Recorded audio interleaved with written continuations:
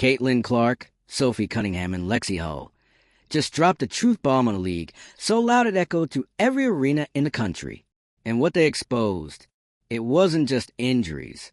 It was a system, a culture, a league-wide problem that's been quietly sweeping shattered knees and concussed dreams under the rug for far too long.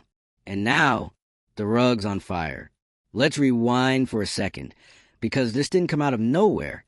If you're here for the real story and not the filtered version, subscribe. And if you're sticking around for the next meltdown, you better definitely subscribe. Caitlin Clark, the golden girl of women's basketball, was supposed to be the WNBA's new era, the prodigy, the ratings machine, the future. But instead of being protected like the crown jewel she is, she's been taking hits harder than most NFL rookies. And then bam, a serious leg injury. The kind that makes you wince just reading the slow-mo play-by-play. But instead of the league jumping to her defense, or, I don't know, maybe implementing basic medical safeguards, they stayed silent. Crickets. Like she was just another number on the injury report. And then there's Lexie, Stanford standout, face of composure, until one brutal game left her with a grotesque eye injury that should have sent lead protocols into DEFCON 1. But instead, it barely registered a ripple. No investigation. No accountability. Just vibes and gauze. Now add Sophie Cunningham to the mix.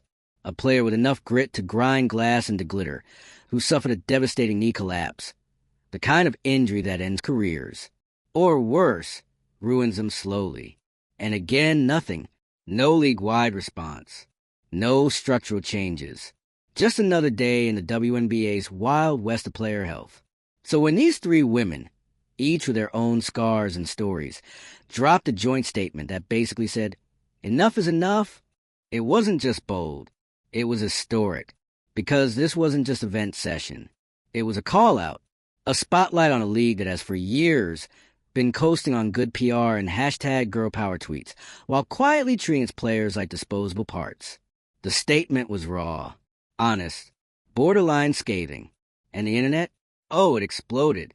Hashtags like hashtag justice for WNBA and hashtag protect our players started trending within minutes. Fans, fellow athletes, sports commentators, even random people who haven't watched a WNBA game in their life, suddenly had opinions. And the overall vibe? Fury, outrage, disbelief that a league that claims to champion women is out here letting its stars bleed, bruise, and break without so much as an updated medical checklist. But let's get something straight. This isn't just about 3 injuries. This is about a pattern, a league-wide blind spot, or maybe a willful ignorance. Because behind every sprain and ACL tear is a system that prioritizes speed over safety, performance over prevention. The WNBA's current medical protocols? Basically outdated IKEA instructions, confusing, incomplete, and guaranteed to fall apart under pressure. There's little to no preventative care, barely any biomechanical analysis, and definitely no personalized training plans like you see in men's leagues or other elite sports organizations. It's not just bad. It's reckless. And then came the expert opinions. Tim Grover, legendary trainer, not exactly known for sugarcoating things, chimed in to say that WNBA's injury management is straight up reactive. Like, wait until someone collapses and then scramble reactive. No thought toward how the body compensates. No real systems to address root causes. Just band-aids on bullet wounds. This collective failure isn't just putting careers at risk. It's threatening the entire future of women's basketball. Because when Caitlin Clark, Sophie Cunningham, and Lexie speak out, when they put their reputations, endorsements, and livelihoods on the line, they're doing more than demanding physical safety. They're demanding respect. They're demanding dignity. And they're making it crystal clear. We are not here to be sacrificed for TV ratings and ticket sales. And yet, the league's response? So far, it's been deafening silence. No apology. No emergency press conference. No promises of reform. Just corporate nothingness. The kind of vacuum that sucks all the goodwill out of the room and replaces it with distrust. And that's what makes this feel like a betrayal. Because fans have been showing up. Sponsors have been throwing money. The cultural moment is here. But instead of using this momentum to build a safer, smarter, stronger WNBA, the leadership seems frozen, like they never expected the players to realize they have power. But here's the twist. They do. What Caitlin, Sophie, and Lexie have done isn't just brave. It's revolutionary. They've shifted the power dynamics, rewritten the unspoken rulebook that says, don't rock the boat. Because guess what? The boat's already on fire, and rocking it is the only way to survive. This movement has already ignited something much bigger than one league. It's echoing across women's sports, from soccer to gymnastics to track, where athletes have been fighting the same uphill battle for years. It's becoming a broader reckoning, a pushback against the disposable athlete culture that's hidden behind polished promo reels and empowerment slogans. And now the league has a choice. They can evolve.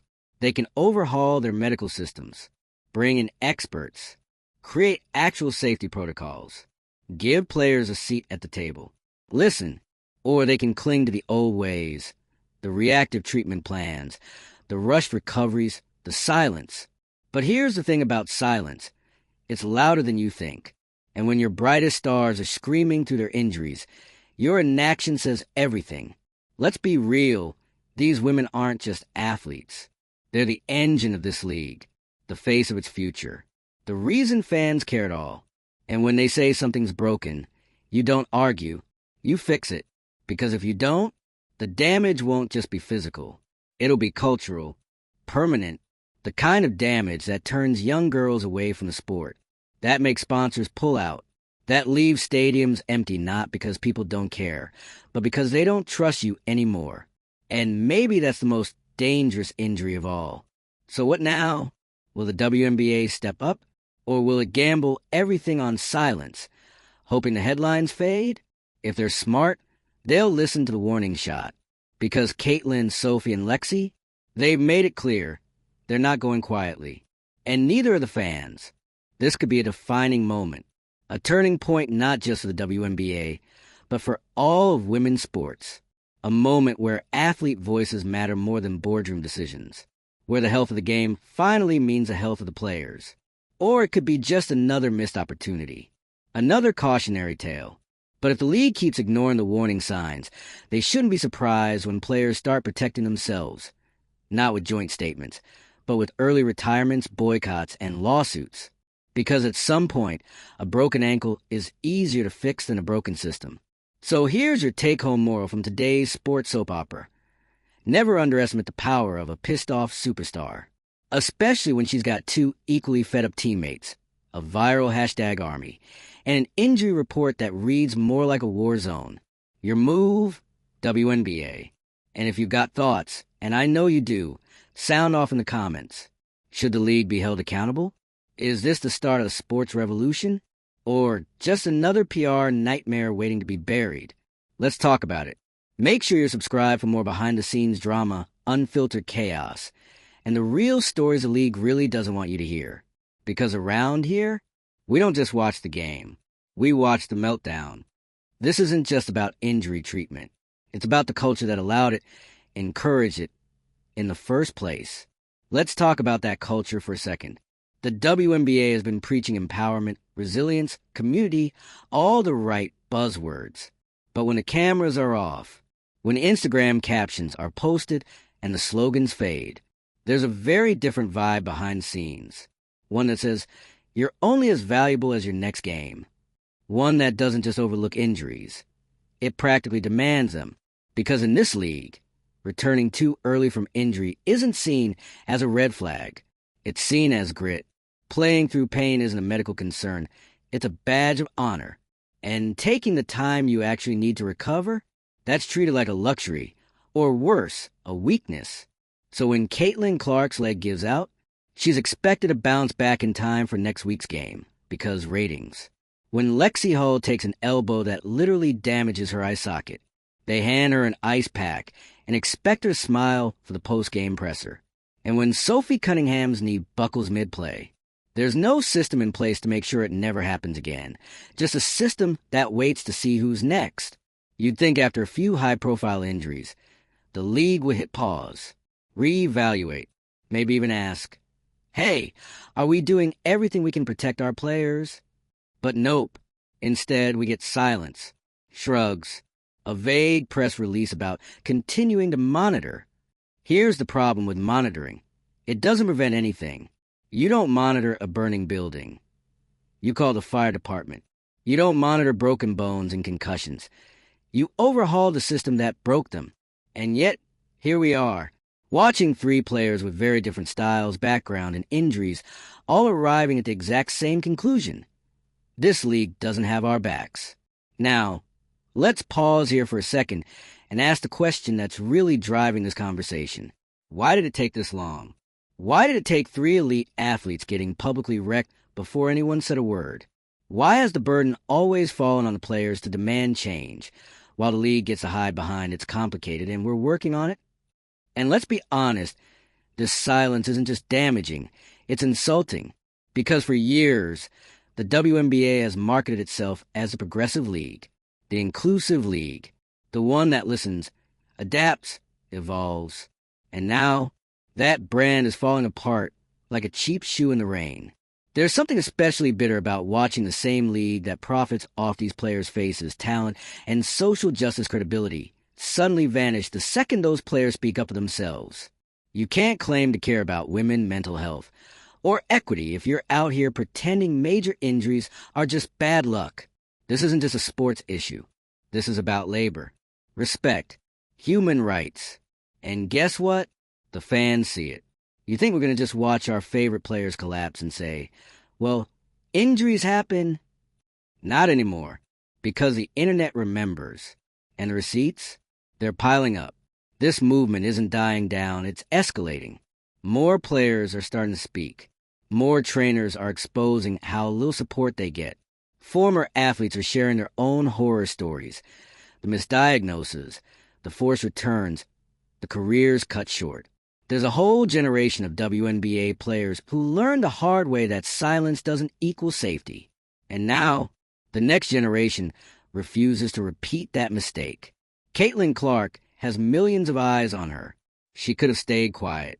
She could have smiled through it and collected her endorsement checks.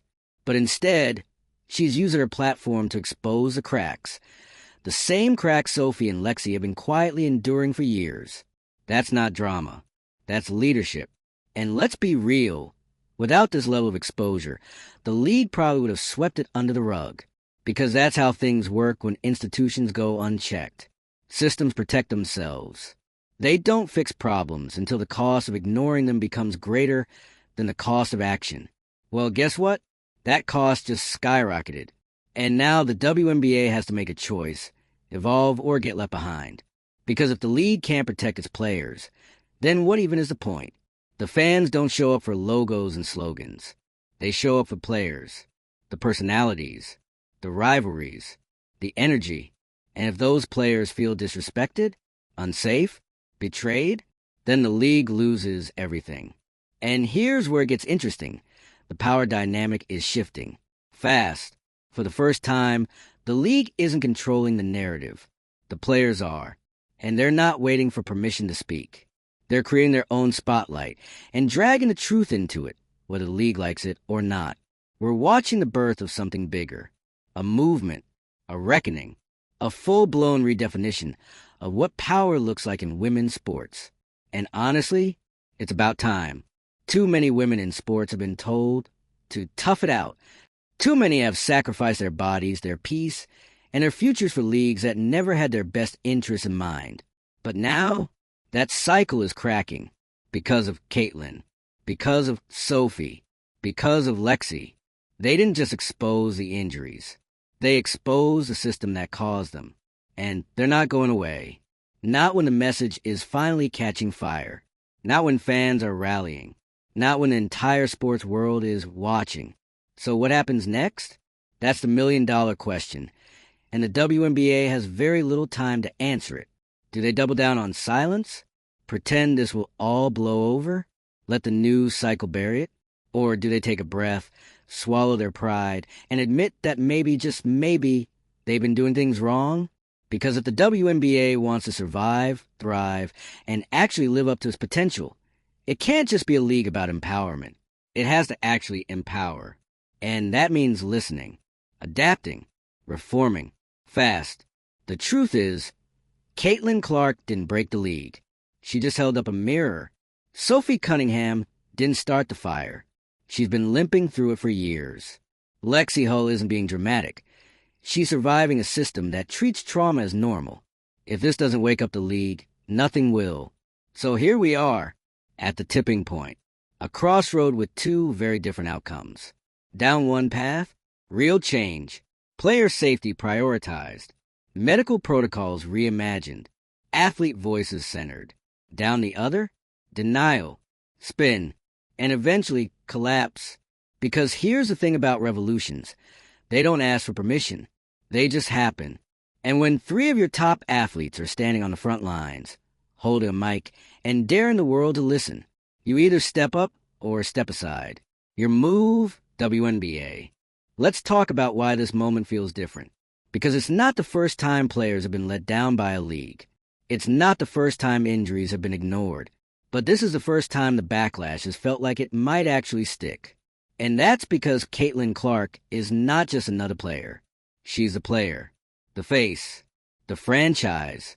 The rookie sensation who brought millions of new eyes to the WNBA. Like, if a league was smart, they'd be bubble wrapping her ankles between games and hand-delivering her protein shakes. She's the closest thing the WNBA has had to a crossover megastar in years. And yet, they couldn't even keep her safe.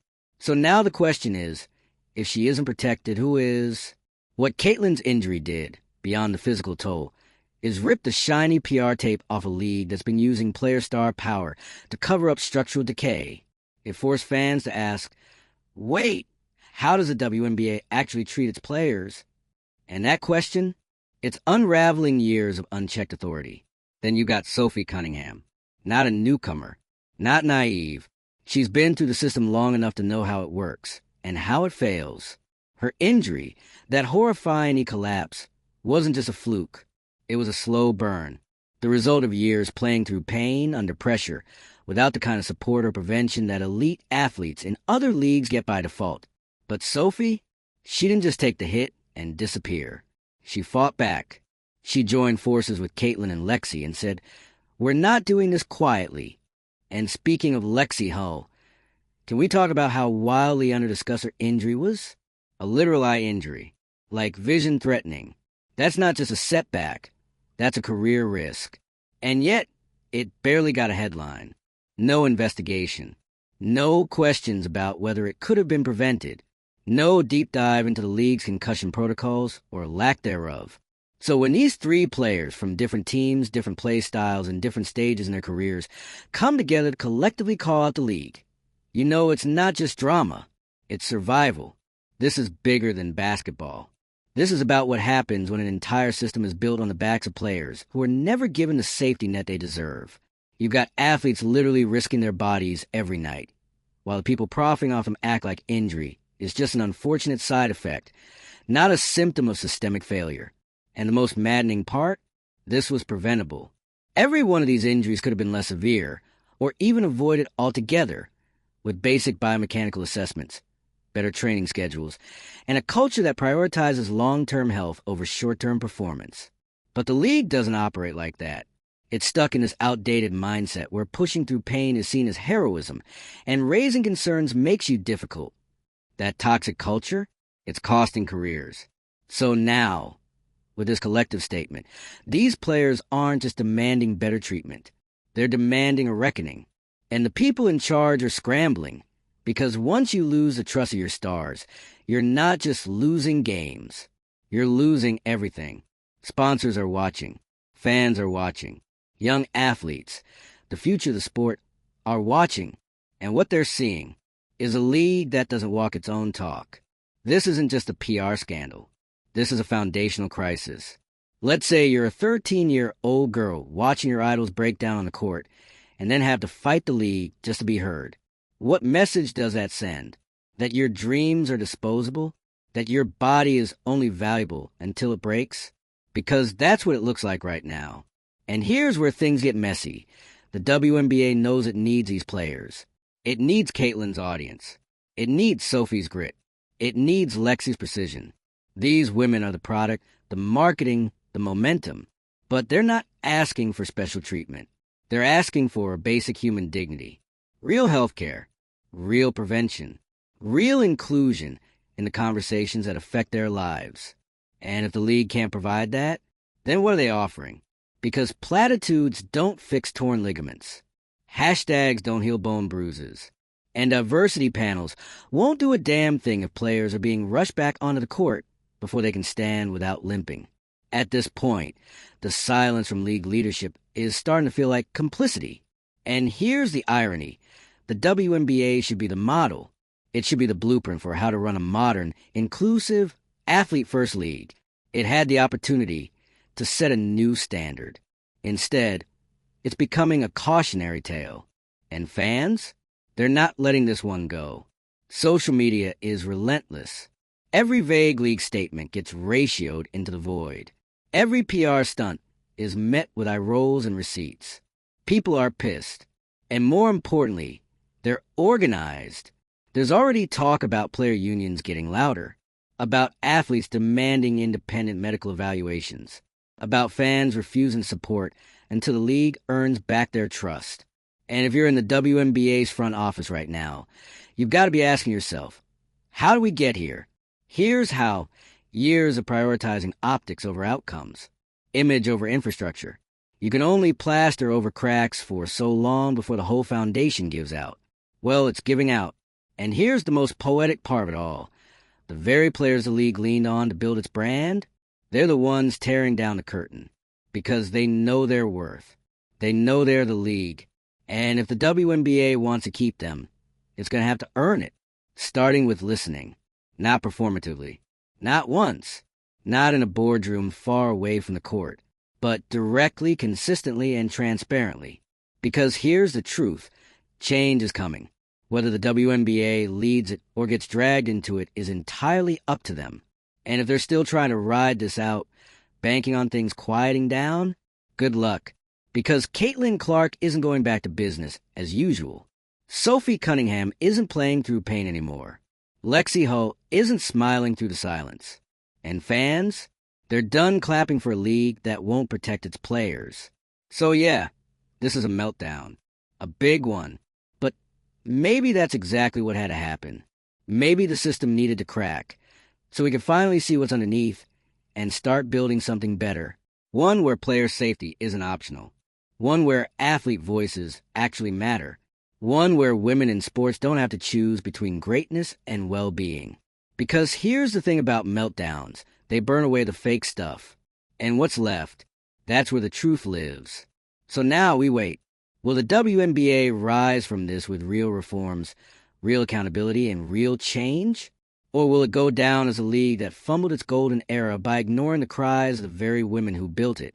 Let me know what you think. Should the players start their own players' council? Is this movement going to change women's sports forever? Or are we headed for an even bigger blow-up? Drop your takes in the comments. Hit that subscribe button if you live for the drama and stick around. Because you already know the next chapter in this saga is going to be even messier. And until then, protect your peace, protect your knees, and never trust a league that tells you to walk it off.